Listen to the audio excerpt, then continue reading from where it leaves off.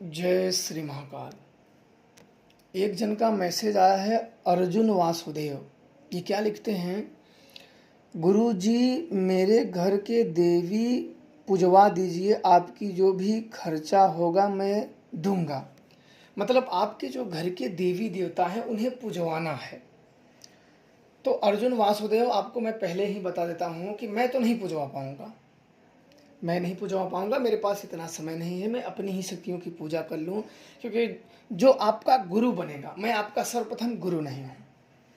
जिसे आप गुरु माने उनसे आप आग्रह करें कि आपकी शक्तियों को पुजवाएं। और इसमें मैं आपकी जानकारी के माध्यम से बिल्कुल सही जानकारी दे दूंगा। आपको क्या करना है, जो आपके देवी देवता घर के हैं जिन्हें आप पूजना चाहते हो, तो सर्वप्रथम याद रखना कि जब आप इन्हें पूजें, नवरात्रि में 9 दिन का व्रत रहें, और इन्हें पूजने के लिए आपके घर में किसी भी प्रकार के भूत प्रेत नहीं होने चाहिए। अगर भूत प्रेत होंगे तो आपको ना तो अनुभव होंगे, ना तो सिद्धियां प्राप्त होंगी। याद रखना, किसी भी प्रकार के कुछ नहीं प्राप्त होंगे। तो सर्वप्रथम आपको अपने घर के भूतों को रोकना है। रोकने के बाद जिस गुरु से आप विद्या, अपनी शक्तियों को पुजवाना चाहते हो, उस गुरु से आप एक सुरक्षा धागा बनवा लें, जो कि वो अपनी शक्तियों से बांधता है। उस शक्तियों को आपको पूजा देना होगा। और वो इसलिए होता है ताकि आपका शरीर कोई दुष्ट और पैशाचिक शक्तियां ना पूज ले। नहीं तो क्या होगा कि आपके देवता के नाम पे, जो आपके घर में देवी देवताओं को आप पूजने चाहते हो, उसी के नाम पे ये भूत प्रेत आके बोलने लगेंगे कि मैं ही वो हूँ। और एक बार इनसे वचन हो गया तो फिर इनसे पीछा छुड़ाना बहुत मुश्किल होता है, क्योंकि वचन कटते नहीं हैं। ध्यान रखना, वचन होते ही एक भूत भी बहुत शक्तिशाली हो जाता है। आपको धागा उस देवता को आप पूजा दे देना है, ताकि वो आपकी सुरक्षा करे। फिर उस गुरु को जो आपको सिखाए, याद रखना ये कोई महागुरु ही कर सकता है, झोले छाप से बिल्कुल दूर है, ऐसे नहीं कर पाएंगे ये लोग। अब आपको अपने घर में जांच कराना है कि भूत हैं कि प्रेत हैं, कोई मरायल तो नहीं है। अगर मरे हैं तो किसके देह से मरे, इतना देखो पता होना चाहिए। अच्छे जानकार हैं तो ये देख लेते हैं कि ये भूत मरा है, जैसे आपके दादा, चाचा, चाची, आपके पिता, आपकी माता, किसी के देह से अगर कोई आत्मा मिल रही है तो किसके देह से मरी है, ये शक्तियाँ वो भी बता देती हैं कि ये भूत जो मिल रहा है किसके शरीर से ये आत्मा मरी है। मतलब ये चाची का लड़का है कि चाचा का लड़का है, तुम्हारे भाई का है कि तावा का है कि ताऊ का है, या आपकी पिताजी की बहन है या माता जी के कुछ हैं, वो क्लियर बता देंगे। और इसके बाद ये होगा कि ये मरी कैसे है। किसी ने तो मरी होगी तभी ये प्रेत आत्मा बनी है। माता जी में मरी है कि किसी ने कर दिया है, कि छर के मरी है, कि डर के मरी है। तो इन आत्माओं को जो इसमें देवताओं में इन्वॉल्व होते हैं, जब घर की देवी देवताओं को पूजोगे या इष्ट शक्तियों को पूजोगे, तो सर्वप्रथम ये देखना जरूरी होता है जो दुष्ट शक्तियाँ होती हैं इन्हें अलग करना और छांटना बहुत ज़रूरी होता है। और इनमें बहुत सारे काम होते हैं, आपके खर्चे भी बहुत लग जाएंगे। तब जाके इनमें अलग अलग शक्तियों में जो आपके घर के मरायल हैं उन्हें अलग देवताओं से पकड़ना होता है। जो किसी ने कर रखा हो या दान मार रखा, किसी भी प्रकार के हो, ये सब जांचे जाते हैं। मैं आपको सिर्फ मोटा मोटा बता रहा हूँ, ये बहुत लंबे विधान होते हैं, बस आपको जानकारी के तौर पे ऊपर ऊपर बता दे रहा हूँ।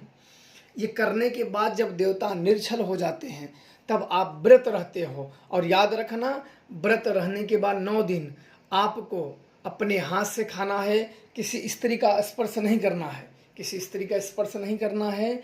और इसके बाद आपको भूमि शयन करना है। भूमि शयन करना है, अपने शरीर में तेल और साबुन किसी चीज़ का इस्तेमाल नहीं करना है, किसी भी सुगंधित चीज़ों का इस्तेमाल बिल्कुल नहीं करना है।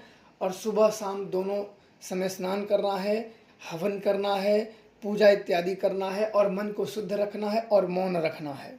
ज़्यादा से ज़्यादा मौन रखना, अपने गुरु के अन्य चीज़ों से, अपने गुरु के अलावा अन्य किसी से बात नहीं करनी है।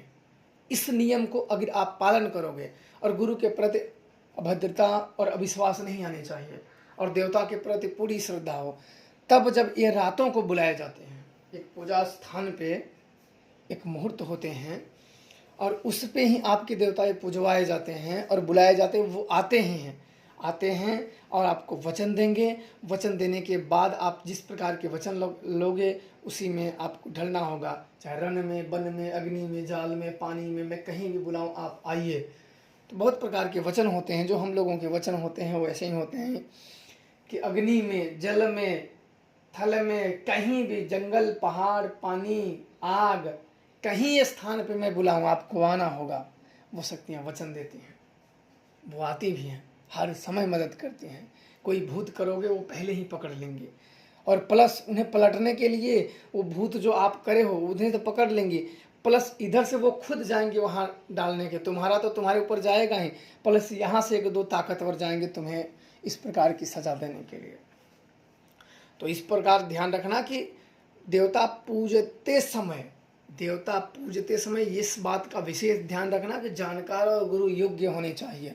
अगर अयोग्य को गुरु बना लिया या बात में आ गया किसी भी महानता गुणगान सुन के, तो समझो आपका जीवन गया, क्योंकि एक बार ये पूजित हो गए तो जिंदगी नर्क बना देती हैं कि भूत बैताल पूज गए तो इसलिए पूजते समय विशेष सावधानियां बरतनी पड़ती है, बहुत विशेष सावधानियां बरतनी पड़ती है।